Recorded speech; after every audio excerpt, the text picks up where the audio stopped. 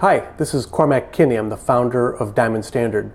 This video is a little bit different from my normal market updates. I'm going to start from the beginning, and this is for someone who's not familiar with Diamond Standard. We're going to explain how our commodity works, how we make it, the market for diamonds, and why we think now is the ideal time to start building a position in diamonds because they're about to go up in price. But first I'll give you my background. My education is in computer science. I have 3 degrees from Carnegie Mellon. And I started my first software company as a freshman, and that company was acquired by a public company. That really set my path in life, and I ultimately have started 6 software companies, and 5 of them have been acquired by public companies or funds. The largest one, NeoVision, we built trading systems, and I designed about 100 trading systems for many of the largest brokers and banks around the world, including designing parts of NASDAQ and the New York Stock Exchange. This foundation led me to discover the secrets to unlocking diamonds as a commodity. But before I did that, I also spent several years as a quantitative portfolio manager.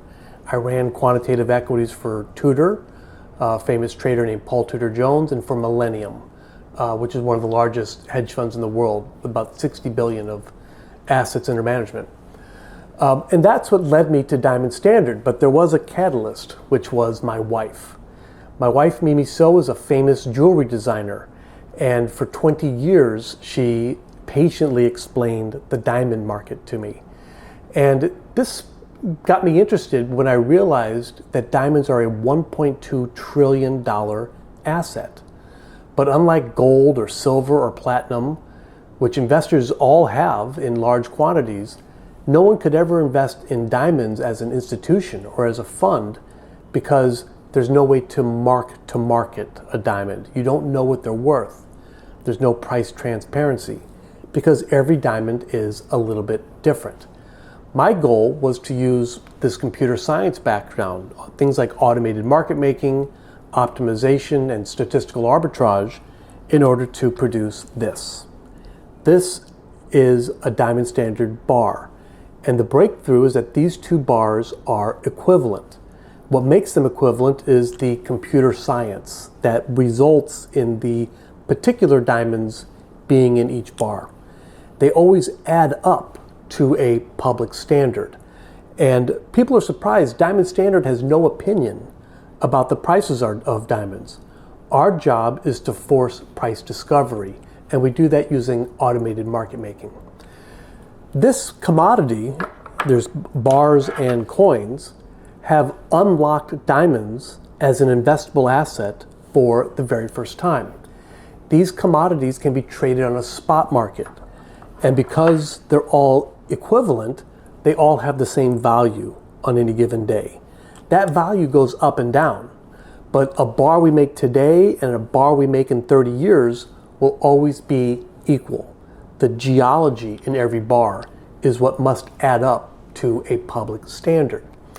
So the way this works as an investment product is that we sell commodities at a spot price. We don't set that price. We look it up on Bloomberg, just like our investors.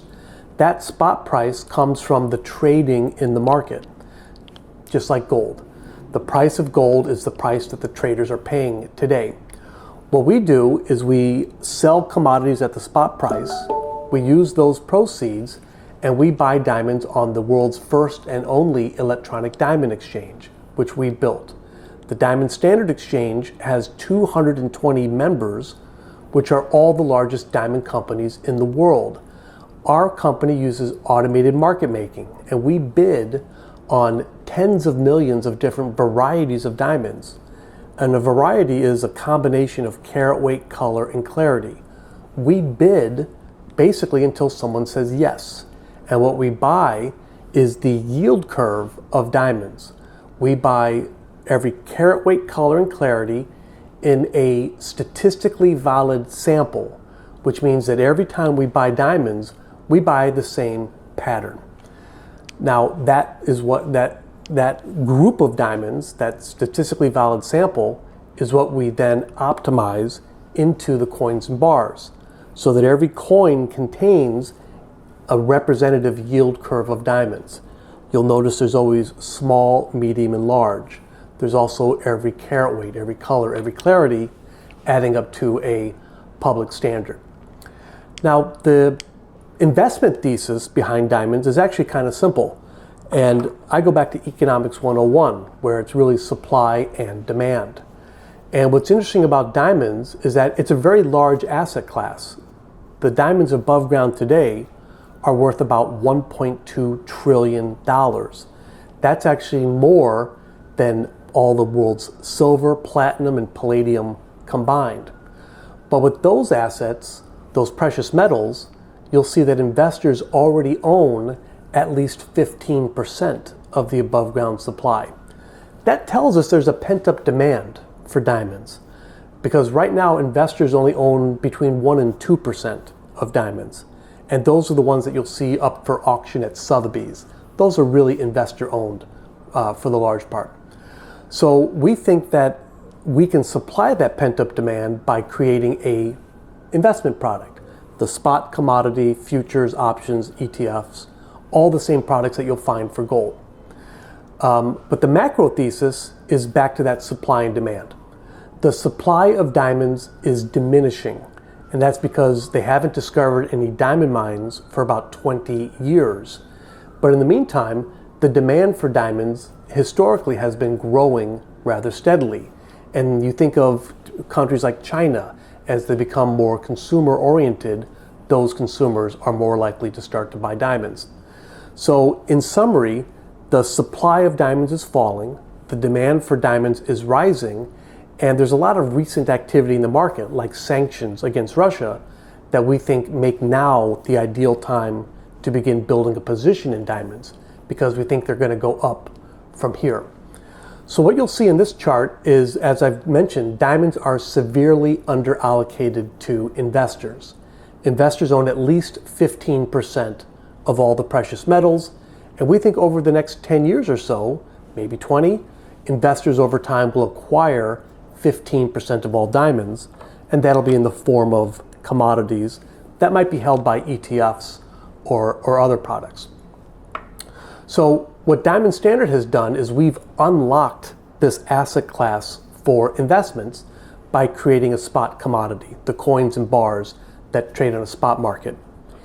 Inside the bar, you'll notice a white stripe, and you can see it's a white rectangle from behind.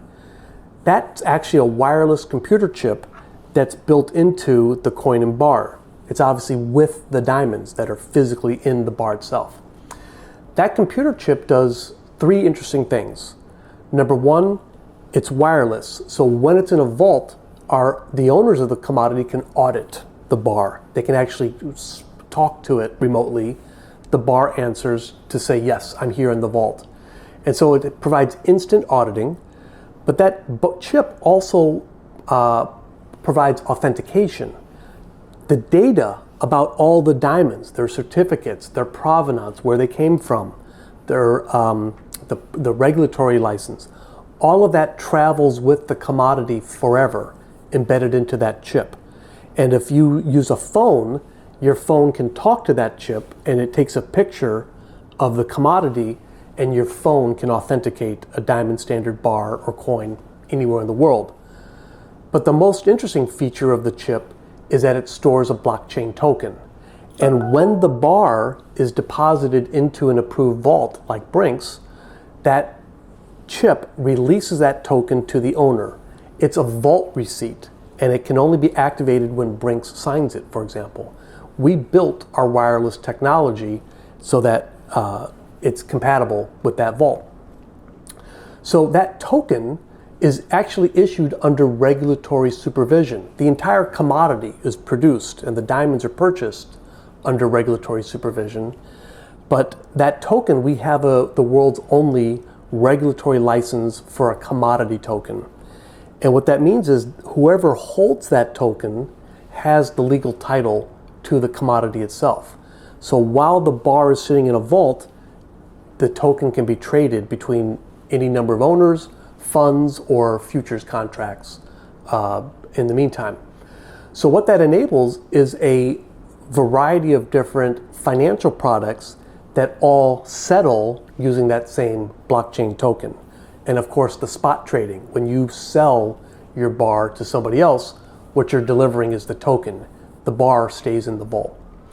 So this new asset has gotten a lot of interest in the financial press. You'll see there's been extensive coverage in the Wall Street Journal, in the Financial Times, on Bloomberg many times, CNBC, and this is because institutional investors are extremely interested in having access to a new hard asset. Hard assets are special, like gold and silver. They can't go bankrupt. They generally are providing a hedge against inflation or in times of volatility in the stock market. Gold most recently hit its all-time high again, around $2,000. Gold has had value for thousands of years. And hard commodities are right now considered to be in a super cycle, where over time their prices tend to rise over time. The other thing about diamonds that is interesting to institutions is that they have a very low correlation. Diamonds, in fact, have a 0.0 correlation to stocks, bonds, and even to gold. That's very surprising because silver has about a 0.75 correlation to gold. They generally move together, but diamonds don't, which means it adds a diversification benefit.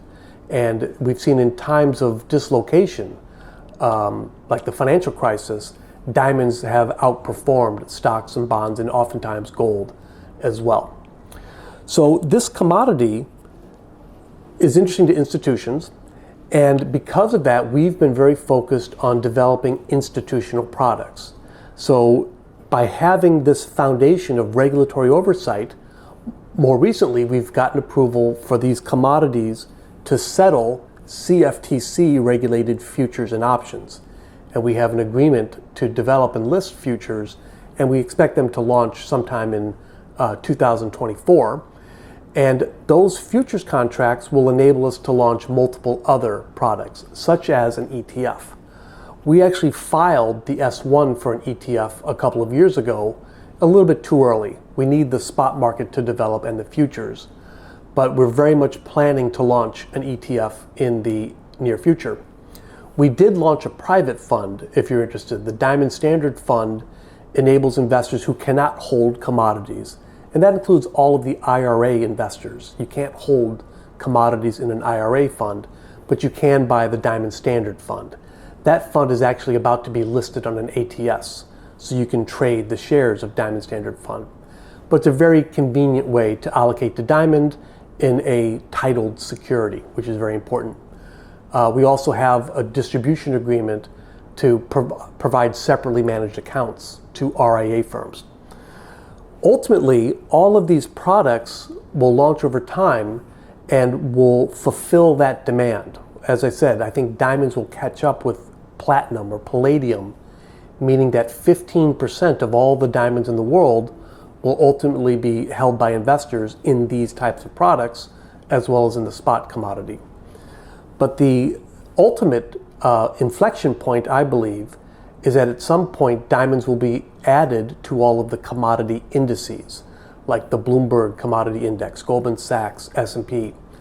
And there are thousands of funds that track those commodity indices. They may allocate 10% of their assets to commodities, which means they buy proportionally what's in the index. Once diamonds are added to those indices, that'll create overnight a surge in demand, which will very clearly have an impact on prices. So the point of all this, I think, is that regardless of the macro case, the supply and demand of diamonds for jewelry and supplied by mines, the investor demand is likely to have a very significant impact on diamond prices. And it's not the first time. So if you go back in history to 2000, when the first gold ETF launched, over the next 11 years, about $100 billion of gold was acquired by various ETFs. That in part drove up the price of gold 5x. And the same thing happened with silver. With the silver ETFs, when they launched, those drove up the price of silver.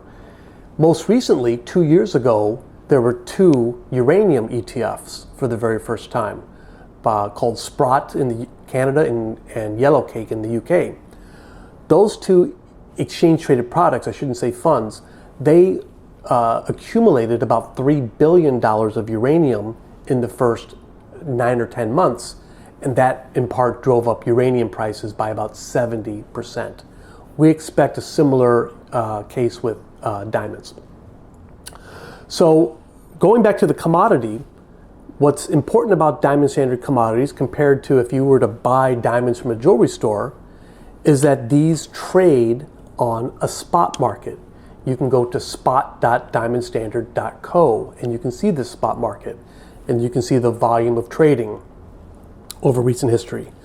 When you buy this commodity, you decide if you want to take delivery, and we're happy to send it to you to your home, or I think you're more likely to join the 98% of our clients who hold these commodities in Delaware in the vault. Because when we ship to Delaware, there's no sales tax. If we ship to you in New York or New Jersey or most other states, we have to collect sales tax, which is painful. If you take delivery in Delaware, there is no sales tax, and you can trade these 24 hours a day on the spot market. The other interesting thing I'll mention about Diamond Standard Commodities that's unique among commodities is that they actually pay a dividend if you choose. We have a leasing program, and when you custody the commodities in Delaware, if you go to your Diamond Standard wallet and you turn on the lease feature, you're offering your commodities to be leased by us. We lease back the commodities at a market interest rate in order to create a digital currency from the Diamond Standard Commodities. That currency, well, before I leave the lease subject, that lease means that the Diamond Standard Commodities are the only commodities in the world that have a built-in return feature. And that's a common criticism from investors like Warren Buffett, who complain that gold doesn't pay a dividend. Diamond Standard coins do pay a dividend if you offer them at a market for a market rate lease. What we're doing when we lease those commodities is we're using them to create carats. Carats are a breakthrough in the world of digital assets because they're an electronic document of title. They're a title to a portion of a Diamond Standard bar. And unlike any other cryptos in the world, like Pax Gold or Tether Gold or USDC or stablecoins, carats are not issued by a sponsor.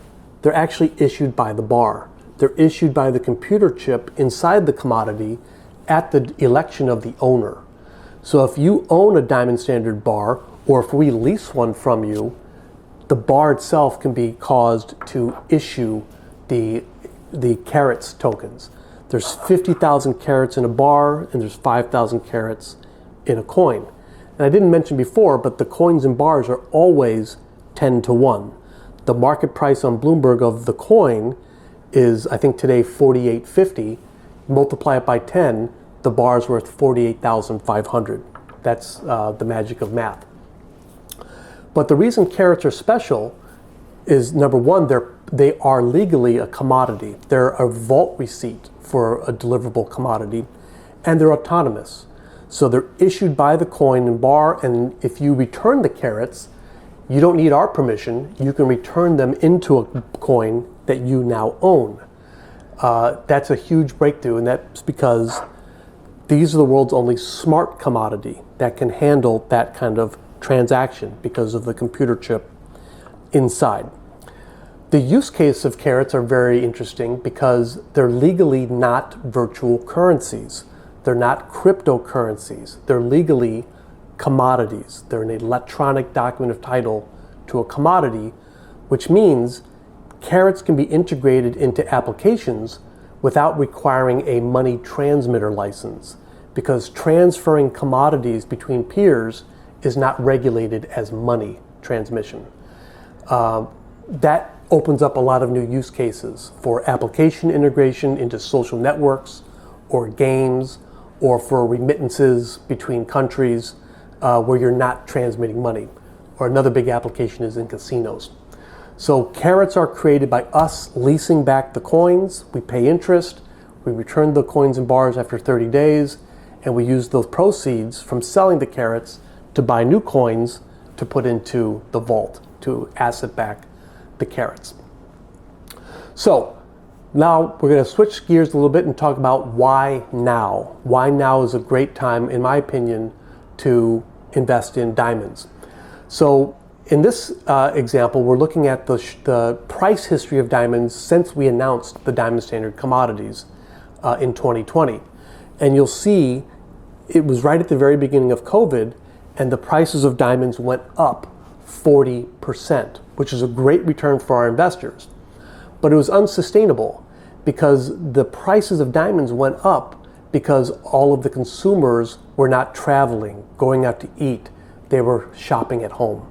And so you saw that Tiffany's and Signet, their stock all rose at that period because there was a lot of online buying.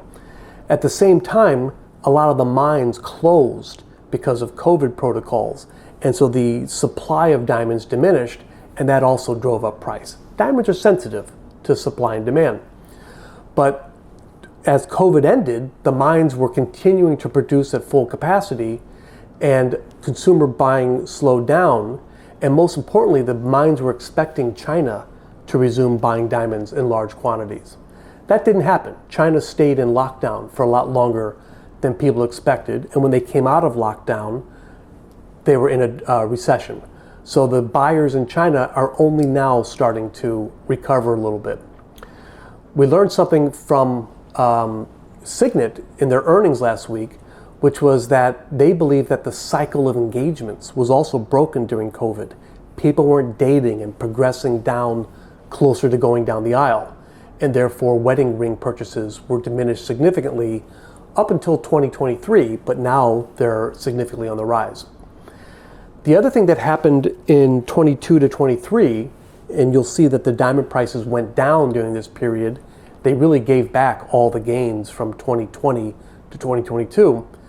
But during that period, Russia attacked the Ukraine, and they began to significantly dump diamonds into the market in order to raise funds. So the lack of demand from China, the oversupply from the mines, and the dumping by Russia really drove prices down. But what you'll see in this long-term chart of diamond prices, this is over 20 years, and this data, by the way, is available on Bloomberg or Reuters or Refinitiv. And this is the 20-year history of the Diamond Standard Index. And we've created a backtest. Once we created the standard, we were able to backtest all that data going back 20 years. But what you'll see over 20 years is that diamonds are just about at their all-time low. And we weren't, this did not go unnoticed by the diamond mines. Starting in October of this year, the largest diamond mines all refused to sell any more diamonds. The prices had fallen below their replacement cost for mining. And so starting in October, you'll see that long fall finally ended.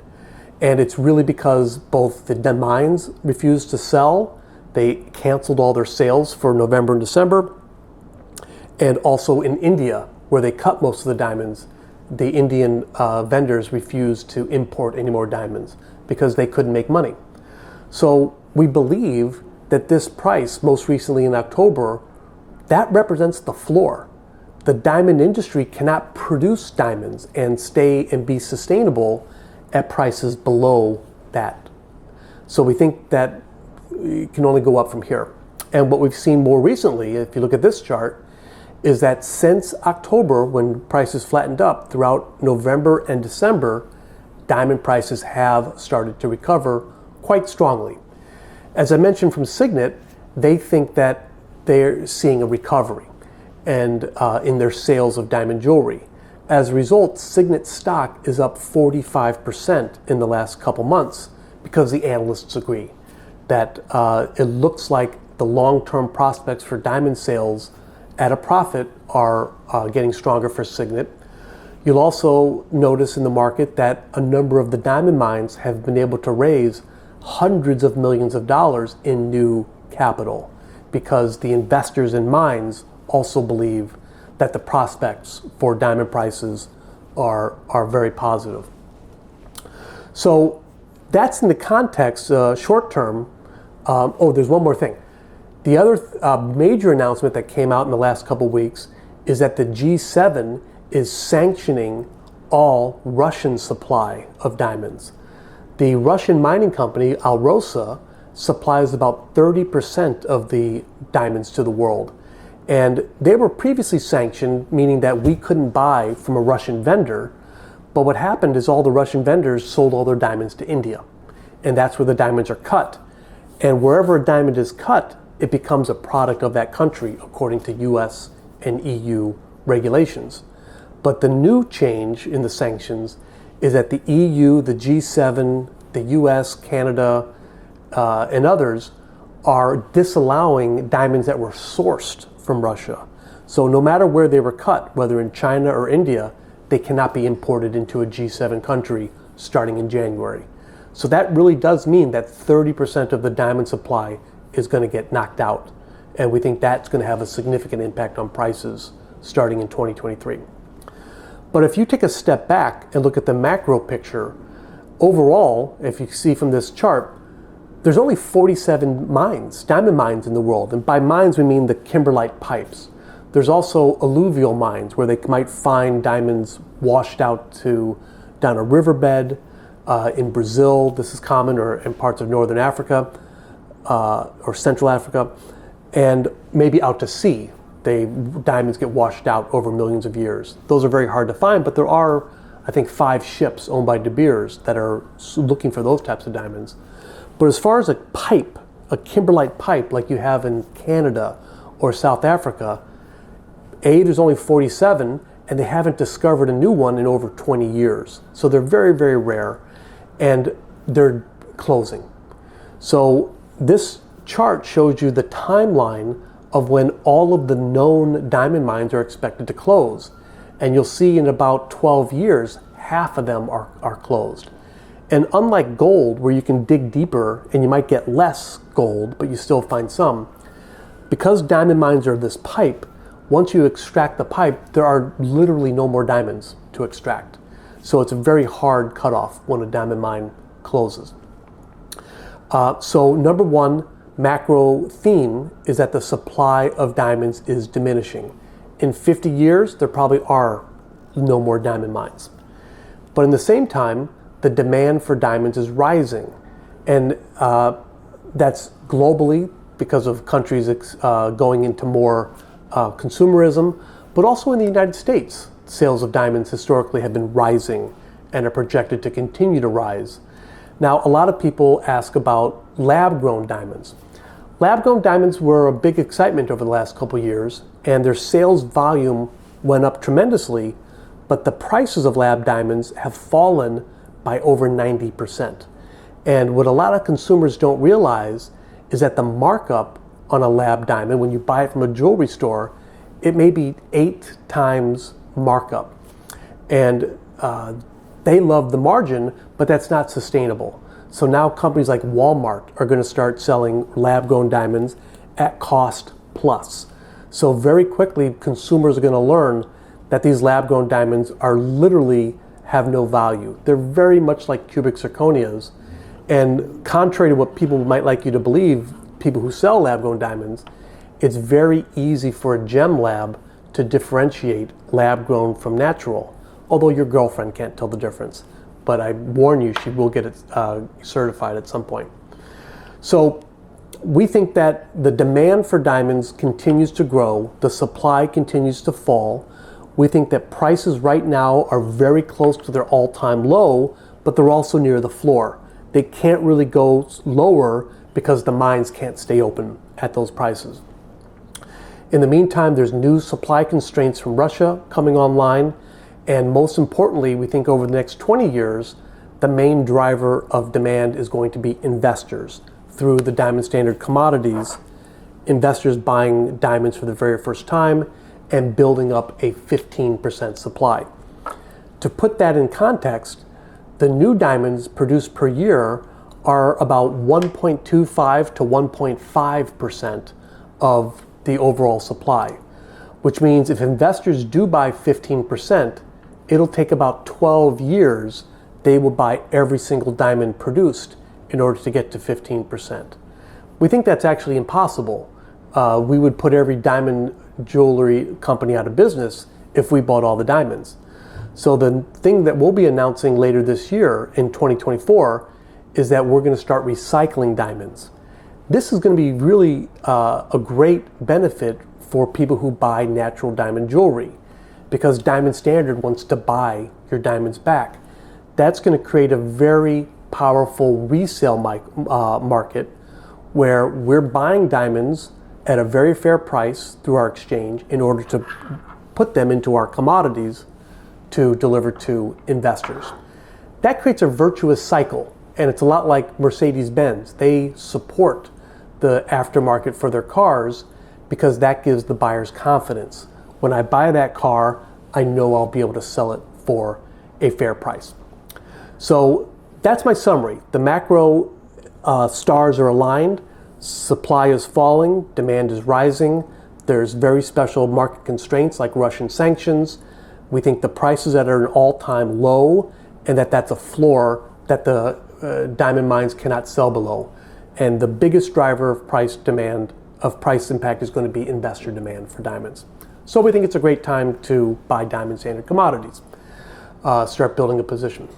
If you'd like to learn more, please visit diamondstandard.co. You can sign up for our newsletter where we have a weekly update on what's happening in the diamond market.